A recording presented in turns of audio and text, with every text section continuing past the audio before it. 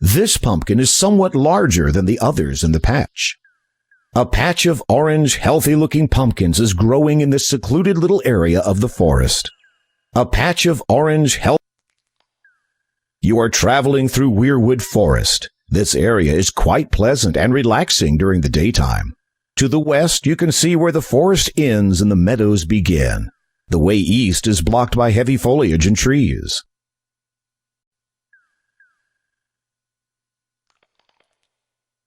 You look for a nice, large pumpkin to take from the patch.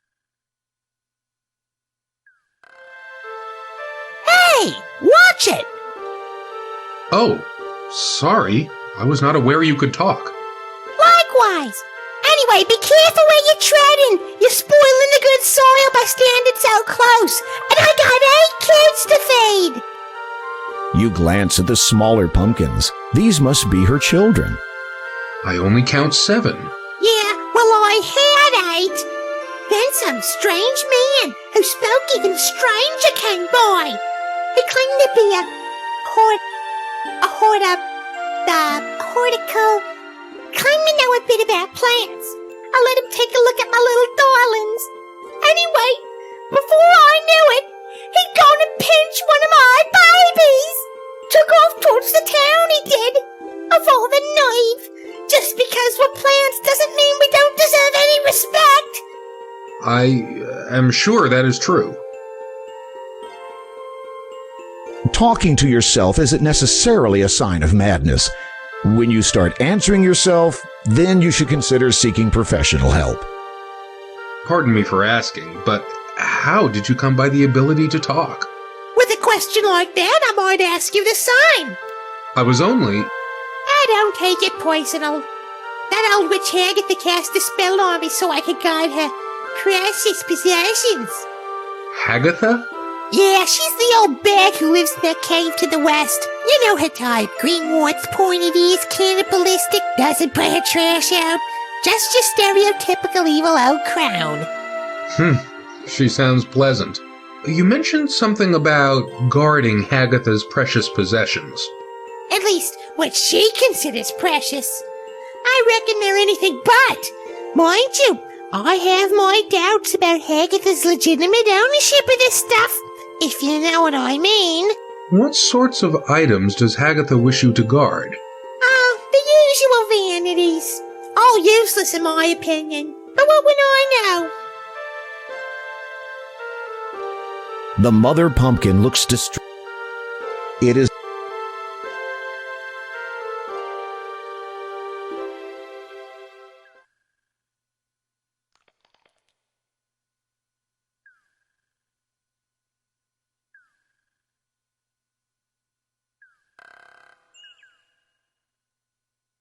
This large fallen log is all that remains of a once grand tree.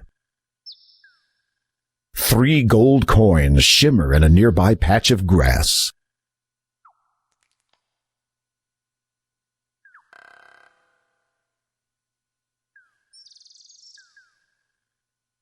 You are Oh no, you've been caught in a trap. Whoever set it will probably return soon.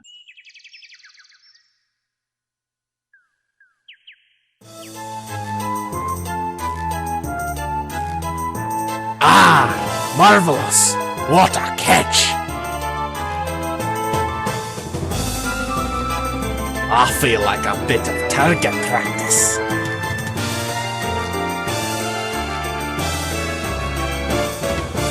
There are safer ways to trigger a trap, or didn't you notice it?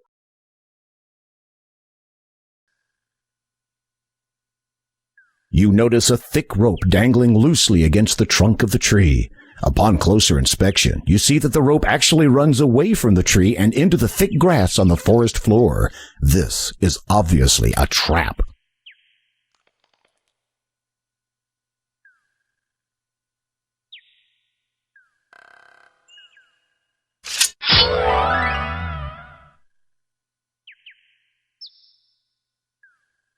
Trying to find Forrester. He's not here. Trying.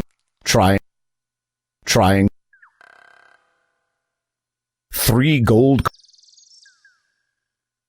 The coin. As you pick up the gold coins, they suddenly turn dark. Now they resemble ordinary metal. Wait a minute. This isn't gold. It's fool's gold.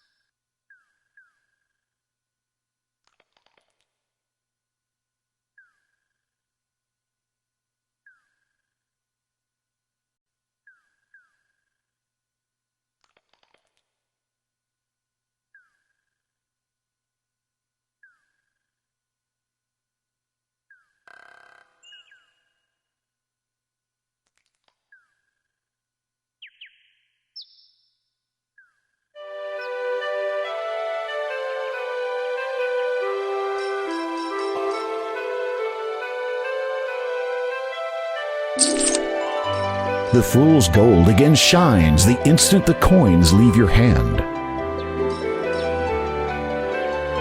Talking to yourself as it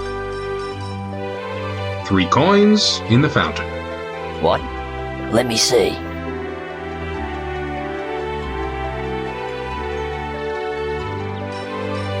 you are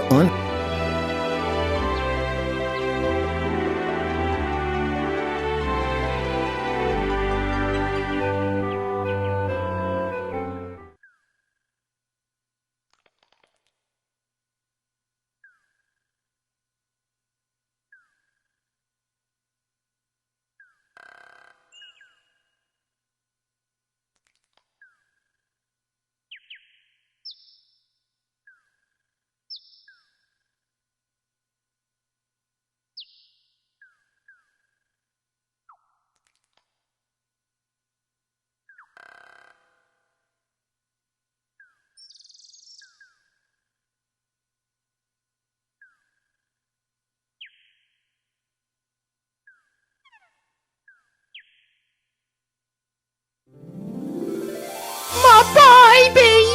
Mama!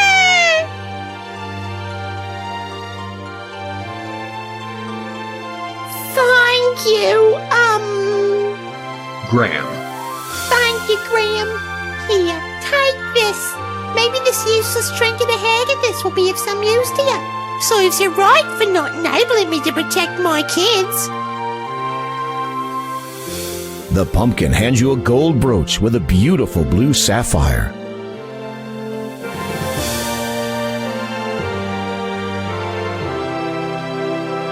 Is there anything more I can do for you? Me thirsty, Mama.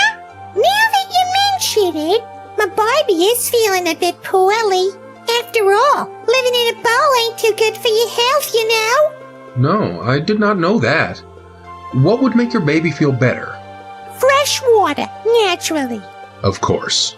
Not too sweet, though. In fact, the more bitter, the better.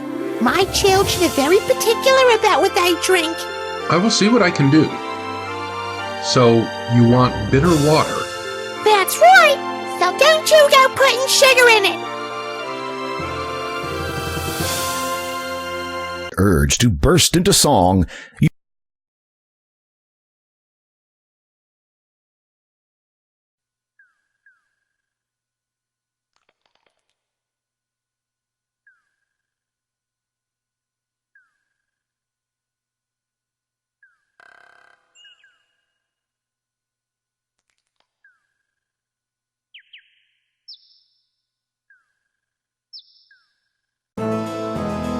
You have run into an evil enchanter.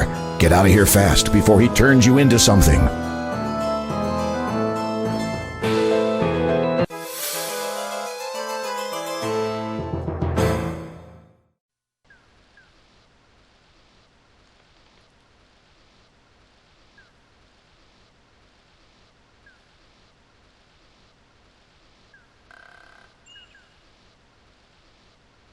You fill the bowl with the fresh spring water. Rocks line the southern and eastern edge of the rocks line. It is a natural spring flowing from the rocks. A pool of water collects at the base. After using your sword to cut the lemon's surface, you squeeze some of its juice into the bowl. Then you discard the lemon.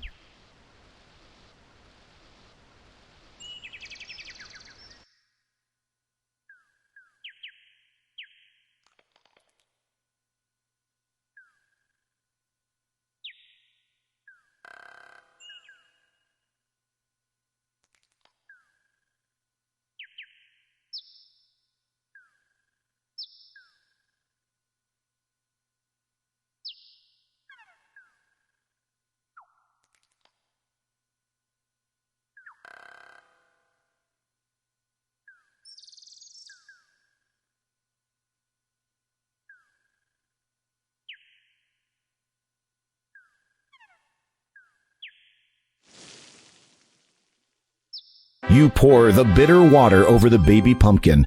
It seems to like that. Thank you again, Graham. Here, take this. The pumpkin reaches into her head and pulls out a candle, which she then hands to you. That thing has been jammed in my head for as long as I can remember. I know it ain't much, but maybe you'll find some use for it. Thank you. Don't mention it. Besides, it's really hard for me to sleep with that thing lit up inside my head all night. A word of warning. Agatha has been talking about you. I heard her mention your name while she was muttering to herself. She does that when she's inspected her valuables. Anyway, I'd stay clear out of her way if I were you. I appreciate the advice. Will Hagatha not be angered when she discovers you've given your candle away? What's she gonna do? Turn it into a pumpkin? Good point. Besides, I could just blame the dwarf. He's earned himself a bad reputation from the day he moved here.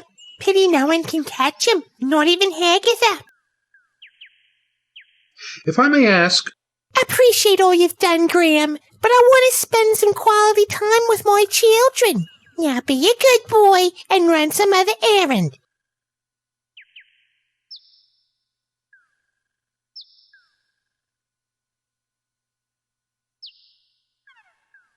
The small pond is a beautiful feature in this part of the forest. You imagine a variety of bird life would find this a very suitable place to travel for the breeding season. A beautiful, majestic white swan gracefully glides across the lake.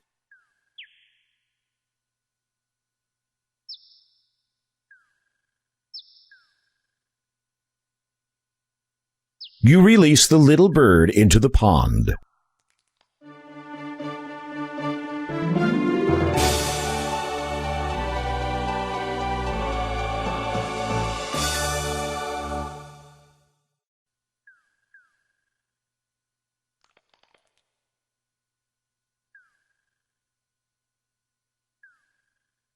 You pick up the white feather and put it carefully away.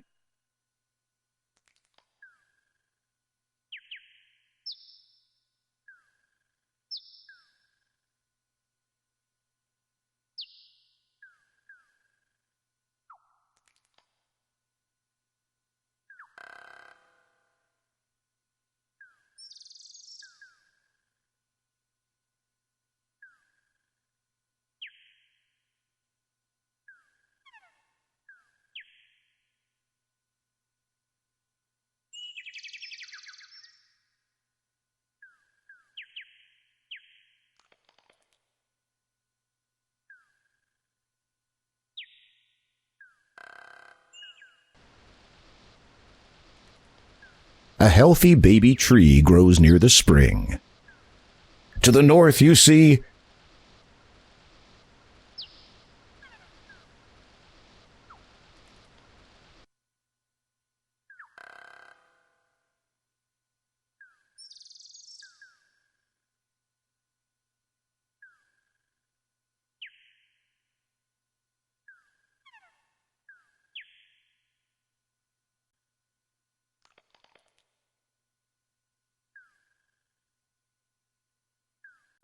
You have just discovered the gravity of your situation.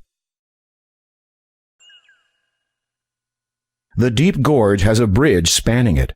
Oh my, it's a long way down, isn't it? The bridge spanning the chasm looks unstable and tottery. Are you entertaining thoughts about crossing it?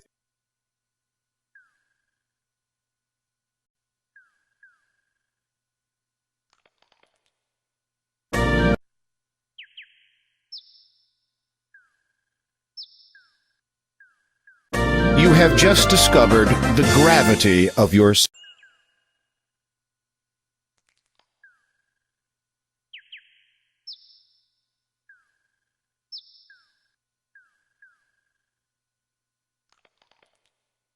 Oddly, the short path runs up to the mountain wall here, but leads nowhere else. Some stray rocks sit near the chasm.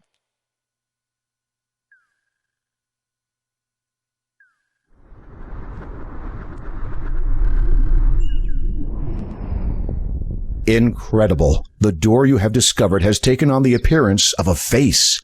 It is silent, however, and almost seems to be waiting for something.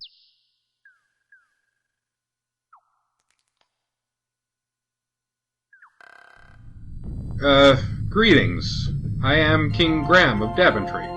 Would you, by any chance, know of the way to a strange island on which stands a quartz tower in which a beautiful woman is being held captive? You feel more than a little foolish. Surely a door, even one with a face, would neither hear nor understand you. I am the door of destiny. I am sought out by many, found by few, and opened by none so far. For indeed, only once can I be opened. Such is the magic that I am. Through me will you find the destiny you seek, if you cannot perform a task. Anything!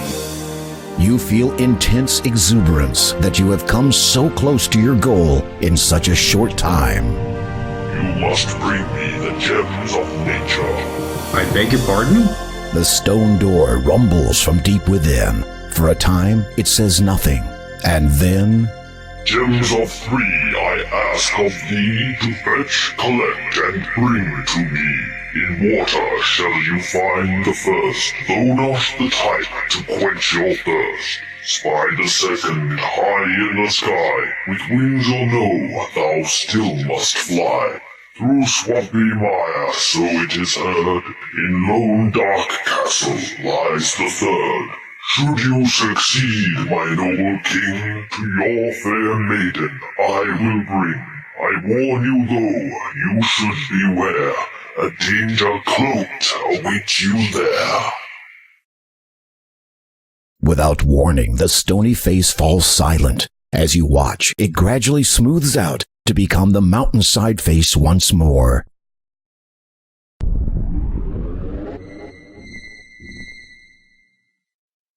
Oddly, the short path runs up to the mountain wall here, but leads nowhere else. The door of destiny now bears 3 indentations, each in the shape of identical-sized gems.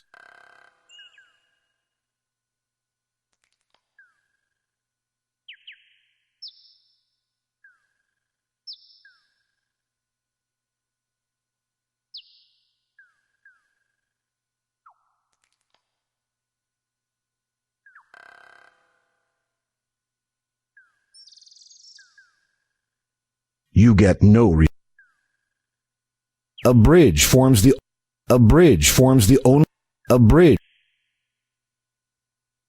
You get the air. The paper is torn and dirty.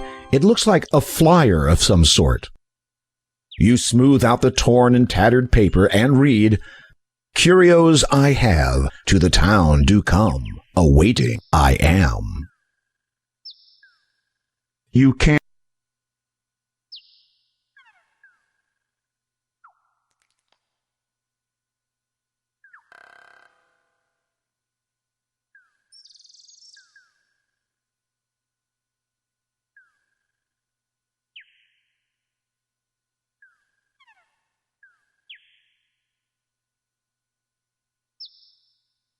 This large fallen log is all that remains of a once grand tree.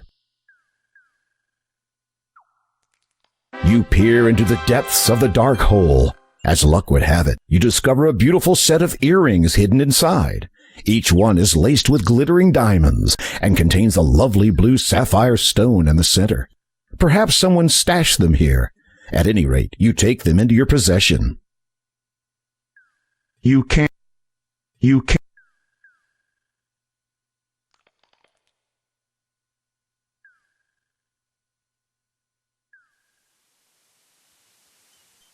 The quaint cottage is, for the most part, well managed and orderly. Someone has obviously put a lot of effort into its upkeep. You feel that you might be welcome here.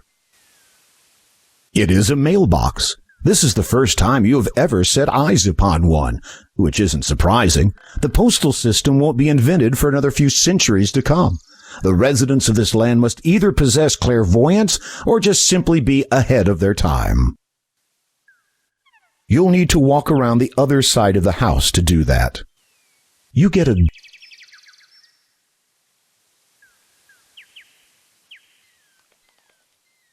It is a mailbox.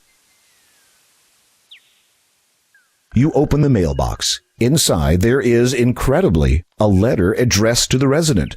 You decide to leave it in there. A card has been dropped in it also. You read it.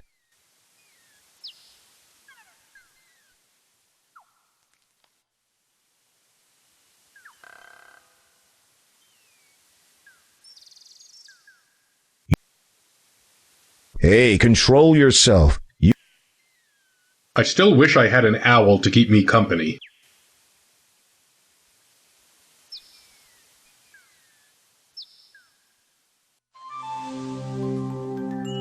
A mermaid basks on a nearby rock. Her long flowing hair extends over most of her upper body. The green scales on her lower body sparkle as she basks in the sun. You say a few words to the mermaid. It quickly becomes apparent to you that she cannot understand your strange speech, let alone speak it.